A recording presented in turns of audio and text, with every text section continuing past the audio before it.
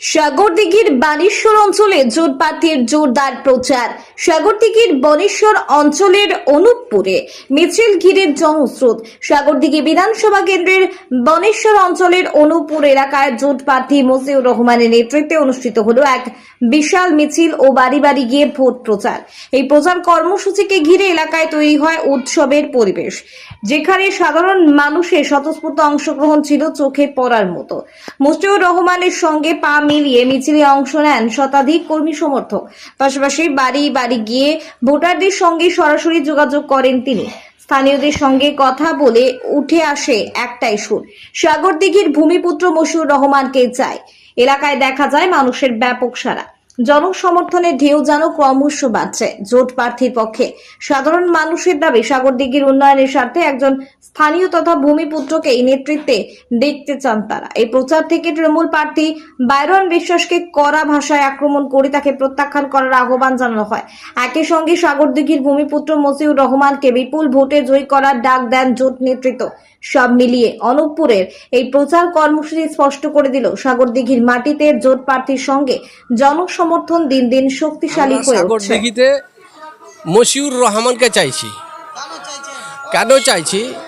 মমতার যে উন্নয়নের কথা বলছে আর মানুষকে বলিদান করছে, জবাই করছে, যাকে বাংলা কথায় বুঝে জবাই করছে। জবাই কিভাবে করছে দেখুন। আমাদেরকে বললে যে অকাব্যড হবে না, আমি থাকতে আমি অকাব্যড হতে দেব না। অকাব্যড মুসলিমের হাত থেকে ছিনিয়ে নিল। কি বললো? এসআইআর হতে দেব না। কি করলো? বেঁচে আছে না মরে গেছে? উনি থাকতে এসআইআর হচ্ছেন। উনি যেসব প্রকল্প করেছেন সব তো আমাদেরই এর টাকা, ট্যাক্সের টাকা নিয়ে, তার বালি চুরি করে, পাথর চুরি করে, রাস্তাঘাট একটা পাকা রাস্তা করলে 10 থেকে 12 বছর থাকে। 3 মাস টিকেন একটা রাস্তা, তাহলে এটা উন্নয়ন বললে? আমরা জানি না একে উন্নয়ন বলে কিনা। আমরা চাইছি উন্নয়ন হোক।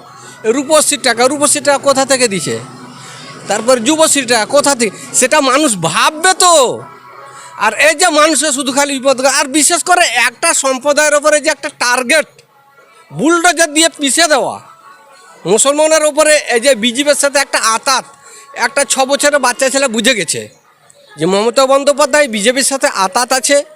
ও মানে বিজেপি যেটা বলবে সেটা ওকে করতে হবে। এটা হচ্ছে রোলস। আমরা চাইছি মজিউর রহমানকে। এই যে যাতে এসবগুলো না হয়, যেসব ঘটনাগুলো বললাম, আমরা দুর্নীতিমুক্ত সাগরদিঘি করতে চাইছি।